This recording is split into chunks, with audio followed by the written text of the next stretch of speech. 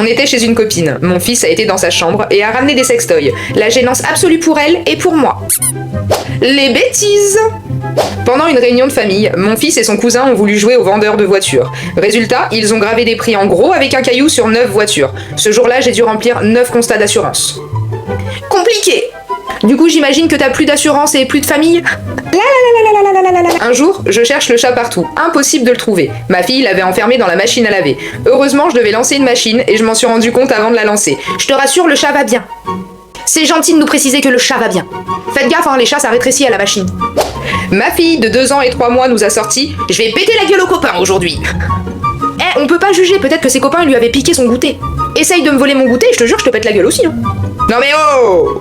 Quand les enfants répètent ce que disent les parents. Mamie, tu sais, maman, elle a dit que ça pue chez toi. Après, si ça pue chez mamie... Mon mari dormait sur le canapé et ma fille lui a dessiné sur le visage avec un feutre rouge. Et ta fille a réalisé le rêve de beaucoup d'entre nous. Même aujourd'hui, à mon grand âge, quand quelqu'un s'endort devant moi... Je le fais pas, hein, mais pétard, ça me démange.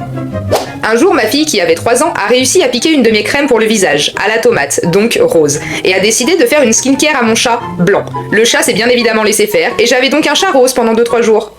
Alors ok, c'est pas cool pour le chat, mais je suis sûre que ça devait être trop mignon. Un chat rose. Ma fille voulait fabriquer des vêtements pour ses Barbies, elle a découpé la moitié de ses vêtements et une partie de mes rideaux pour les fabriquer. Peut-être qu'un jour elle deviendra une grande couturière et que ça te fera une super anecdote à raconter. Écoutez, j'essaye de voir le bon côté des choses.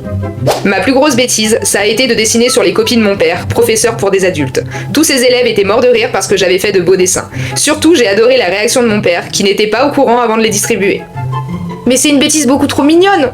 Pour les élèves qui se sont tapés un 2 sur 20, avoir un petit soleil dessiné à côté, c'est chouette. Ah bah c'était encore des chouettes bêtises aujourd'hui. J'adore ce sondage.